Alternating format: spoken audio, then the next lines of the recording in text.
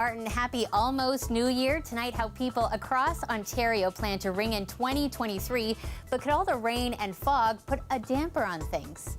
Looking forward to seeing the nice, the night skies lit up with all of the fireworks. COVID kind of messed up all those plans a couple years ago, but yeah, so I'm really excited. The parties plus your full forecast as we count down to midnight. And I do have hope that things will get better, but we obviously need smart, medium, and long-term solutions.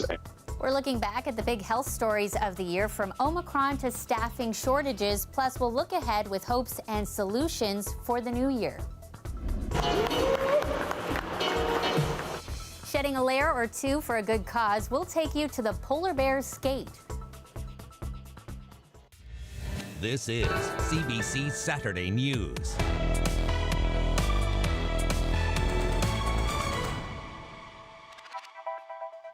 Hello, thanks for joining us on your New Year's Eve. You're looking live at Toronto's Harbourfront. The city is hosting a big party there tonight with fireworks. It's a little quiet now, but you know it's supposed to gear up later. If the rainfall continues, the city is recommending people bundle up, or you can watch from home on the Culture TO YouTube channel. The live stream will also feature some musical performances from local artists. We'll have your New Year's Eve forecast in just a moment. But first, we're going to our Tyler Cheese. He's joining us from Figo, a restaurant and bar in downtown Toronto. You know, the past couple of years have been pretty tough on the service industry, so a lot of places, Tyler, are going big tonight. Yeah, Shannon, for most venues, this will be the first time in 3 years they've been able to plan full New Year's Eve celebrations. And for those I've spoken with today, they're planning to pull out all the stops. This New Year's Eve is going to look a little different than the last. Who can imagine a year ago we were fighting the Omicron virus with lockdowns and travel restrictions? Toronto's Fifth Social Club has decided to celebrate the last 3 years combined. The restaurant industry is still recovering from all the restrictions of COVID from the past 2 years, and we missed 2 years of New Year's, so we really wanted to let people get those back and celebrate them in one night. So we are going to ring in every one of those years. So at 10 p.m. we're ringing in 2021, at 11 p.m. we're ringing in 2022, and then at midnight we're ringing in 2023. And it's not just the venues who are looking forward to the festivities.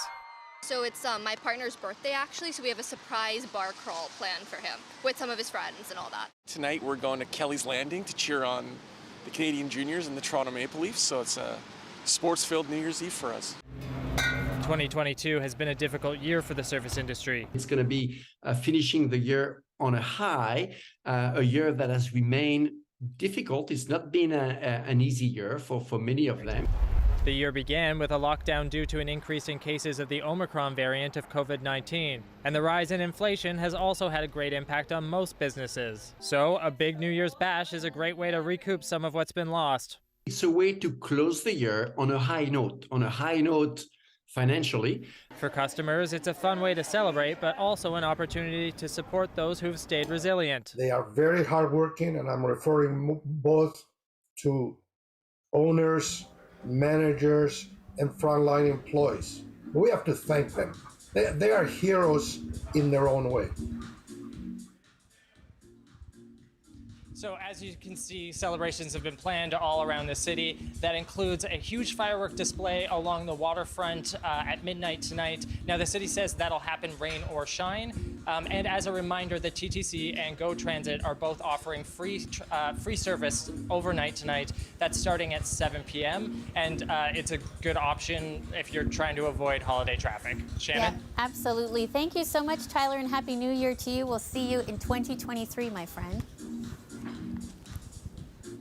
And Sophia is here now on this rainy New Year's Eve. And you know, it's not just putting maybe a damper on plans, but for some areas, they're really watching and worried about the rain that we saw today. Yeah, a soggy Saturday that's really ending a week in parts of southern Ontario that has felt like a year in its own right, Shannon, right? We had the snow, the blizzard-like conditions, and then this rapid warm-up, which has led to, with chilly lakes, all of the fog that you are experiencing out there today. Good news is, though, folks, for those of you Toronto and West, the fog should clear and things should stay pretty dry, but what a roller coaster it has been, right? We had the dramatic warm-up with some real hot spots around the GTA on Friday. We stayed above seasonal with the soggy conditions and the fog all day today. And then there are flood watch potential all across the border in Ontario that could dampen New Year's Eve for thousands as well. We have seen localized flooding in the Fort Erie area. Many conservation authorities have put out a watershed statement, and of course around the Grand River there's already localized flooding with that big snowpack, rapid melt, rainfall warning still in place really anywhere from Toronto to Ottawa, where that rain is a toss-up. The further east you go, the higher confidence that you will have that rain to ring in 2023. For all the rest of us, though, it'll be fairly dry for firework timing in the West End and even around the Toronto area. So the fog should stay with us right until midnight. Clearer, though, for the first few hours of 2023. And of course, that rain for those of you further east, Kingston to Ottawa, for kind of a soggy New Year's Eve. We'll talk about the start of January when we come back, above seasonal, and then some for the potential of some historic highs to start off this work week. Shannon. Double digits, wow. Okay, thanks, Sophia. We'll talk to you soon. Take it. In other news tonight, former Pope Benedict XVI has died. He was 95 years old. Ithel Musa takes a look back at his life and legacy. Pope Benedict XVI will be remembered by many as a shy intellectual man, known and respected for his Catholic scholarship and rigorous theological teachings. I think he will be one of the great teachers or doctors of the church, like Thomas Aquinas, Teresa of Avila, John of the Cross. He will be that. Born Joseph Ratzinger in a small Bavarian town, Benedict was ordained a priest in 1951. He later became the Archbishop of Munich, one of the largest dioceses in the world, and soon afterwards, a cardinal. At the Vatican, he acted as a theological enforcer for Pope John Paul II. His conservative outlook and zeal for orthodoxy earned him the nickname God's Rottweiler.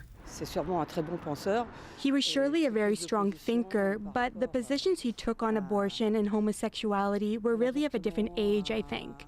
His dogma, he was not living in the same world. He lived in a protected world, not real life.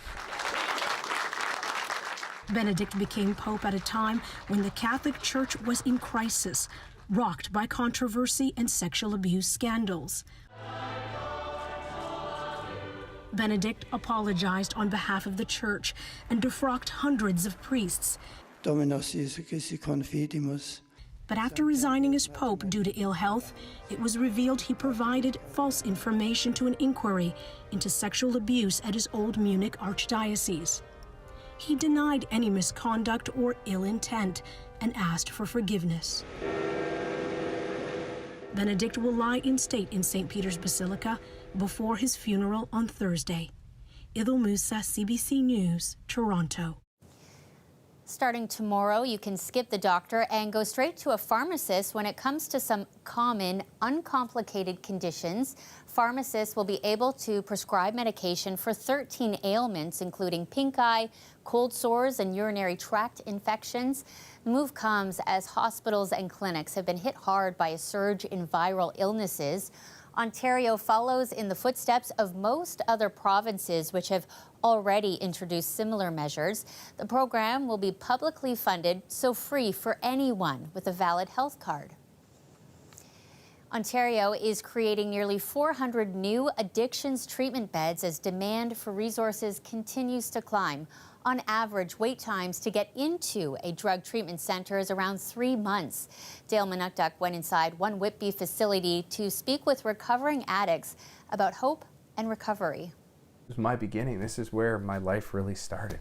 Dustin Cunning is scanning a room much like the one he lived in for a month. The made beds, the literature on the nightstand. It brings him back to 5 years ago. Everything in my life that I cared about was hanging on by a thread. His wife, who was pregnant with their second of 3 children, was ready to leave. Cunning was addicted to multiple substances when he came to the Renaissance Sullivan House in Whitby. He weighed 108 pounds and was scared. But that feeling went away after meeting other addicts, staff, and counselors who had all been there before. My drug of choice was very similar to Dustin, actually. It was cocaine and alcohol. For me, the two came hand in hand. 52-year-old Alessandro Mata used to work in IT and found recovery in 2015.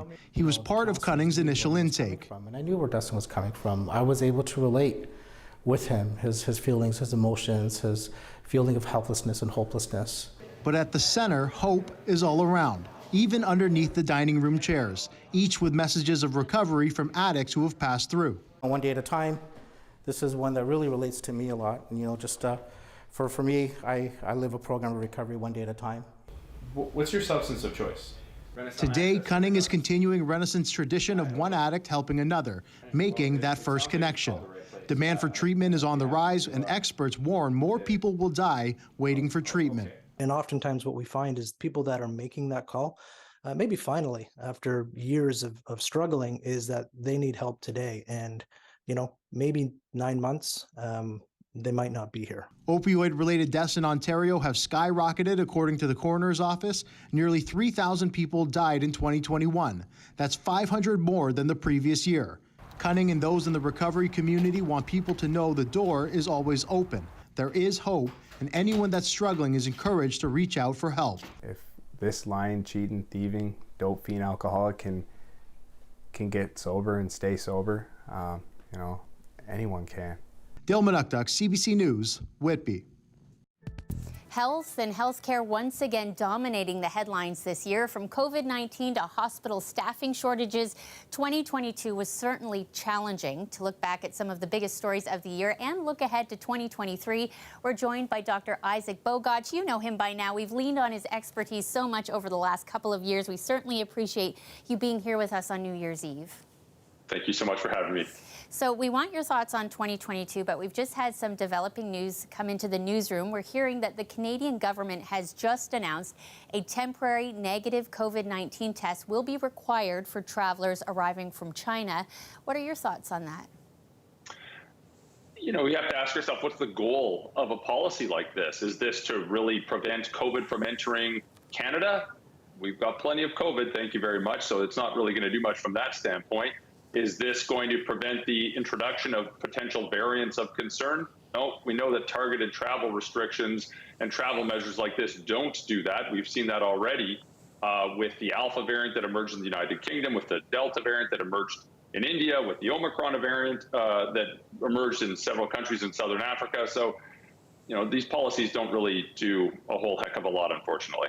Right. And, you know, when you do think of the past year and the big health story of the year, you know, COVID, I'm thinking of this time last year, the start of 2022, it was Omicron and we were seeing lockdowns. Is that, I guess, one of the standouts for you too?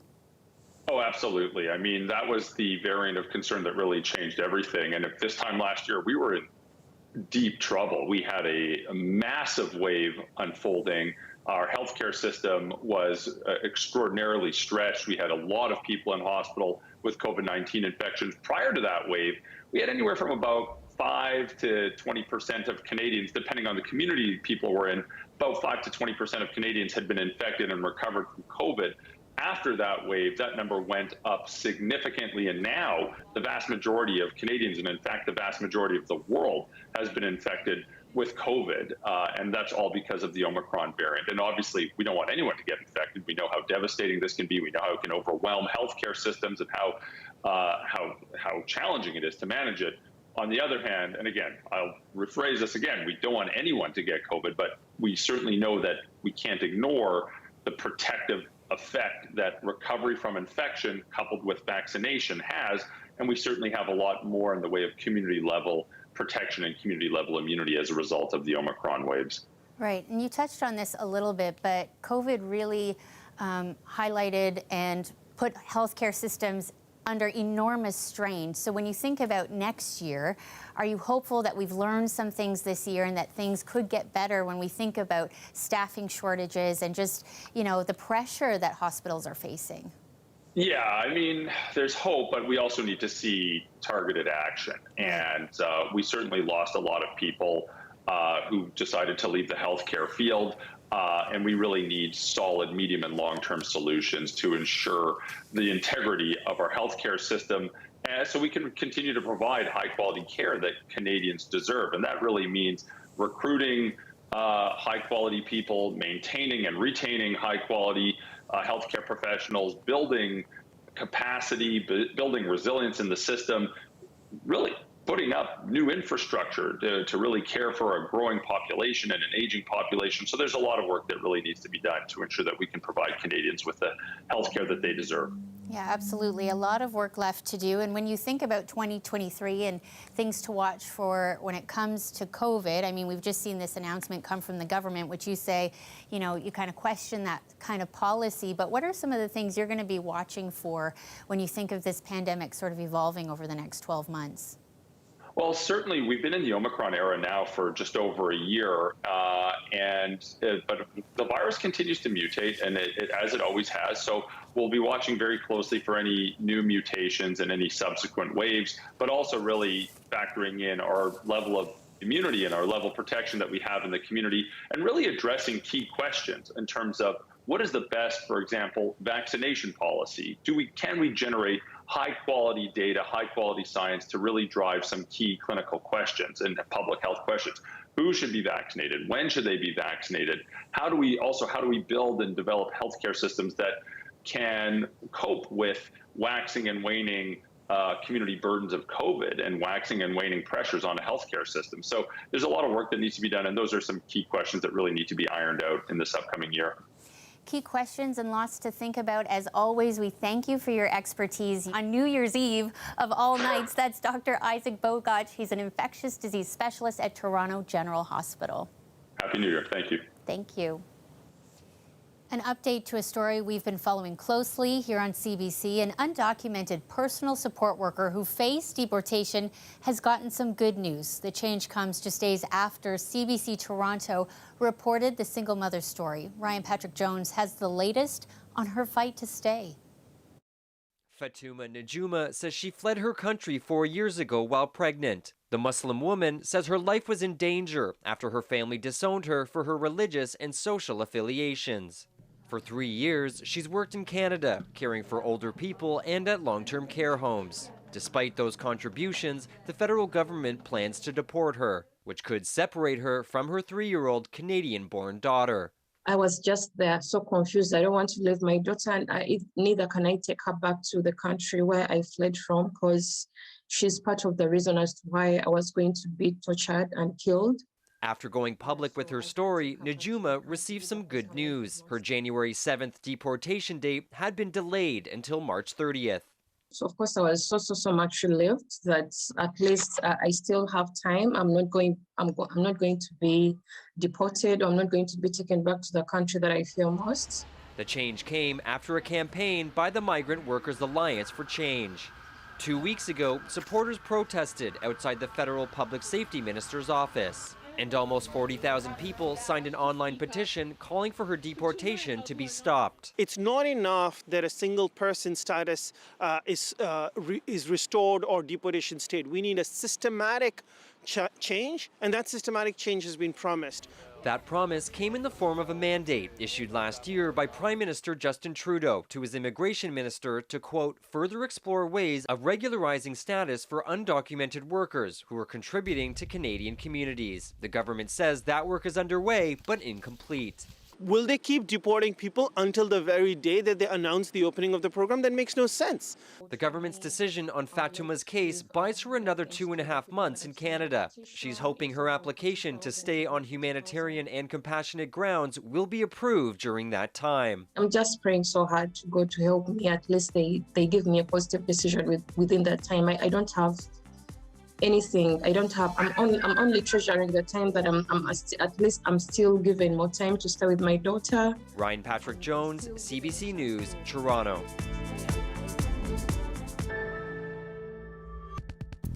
If you were near the Bentway, you may have spotted some people skating in their underwear. No, they didn't just randomly forget to put on their clothes today. It's for the Bentway's Polar Bear Skate, back for its 2nd year. The Polar Bear Skate is our way of leaning into that sense of the unexpected, and we're inviting people to come skate the Bentway Trail in their bathing suits. Yes, brave Torontonians stripped down to their skivvies for the skate. They faced some cold wind, but it was all for a good cause. Donations of warm clothing were collected for newcomer and refugee families experiencing winter in Toronto for the first time.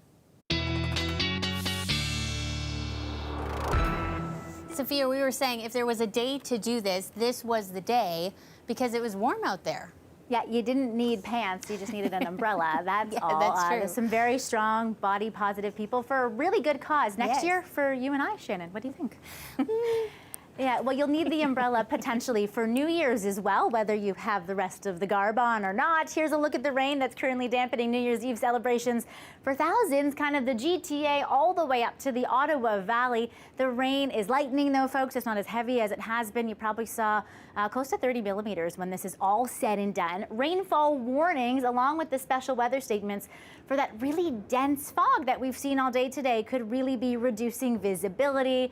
Might just be the fog that you have, though, around the midnight hour as things are really clearing up for some good firework potential for those of you, especially into the West End. But what a roller coaster we've had, right? We talked about the snow, the rapid warm-up, the hot spots that we had with 14-degree heat on Friday, and there will be more of the same for this upcoming work week. A few mild and wild days are up in store to start off 2023. That was the image of the Colorado low that will be gracing us kind of Tuesday into Wednesday, and in behind it, we will have this real mild southwest flow, which will bring us some pretty wet, but potential of upper double digits to ring in 2023. And Shannon, I've been waiting to say this to you all day as we do our final sign off for 2022. I will see you, my friend, the next time in 2023. And ready? Happy New Year! Here we go. We got it. Look, we're becoming big fans of props on the show. My hat's so big. We had to carry on the dress-up trend that we led you to on 2022 to end off this year. Yes, absolutely. Yours is way better. Thank you, Sophia. We'll see you in the new year. Before we go, I got to take this off. We sent our camera out to ask some of you about your hopes for the new year. Have a listen. Maybe save more money for buy house. Why not? Well, I started a new school this year and I'd like to make a few more friends. Just being more joyful, appreciating things more. So I do triathlons and I do cycling races. So I would like to win first place in one of those. Probably just to keep spreading the joy that I have in my life to other people. Being more bold about going up to people and asking if they need help, things like that. Just like you said, spreading that joy. Joy, we need more of it, and maybe more fun hats in the new year. That's our show for you tonight, our last one of 2022. From all of us here at CBC Weekend News, we wish you a happy and safe new year. We leave you now with some pictures from around the Distillery District. They're having fireworks tonight, rain or shine. We'll see you in the new year.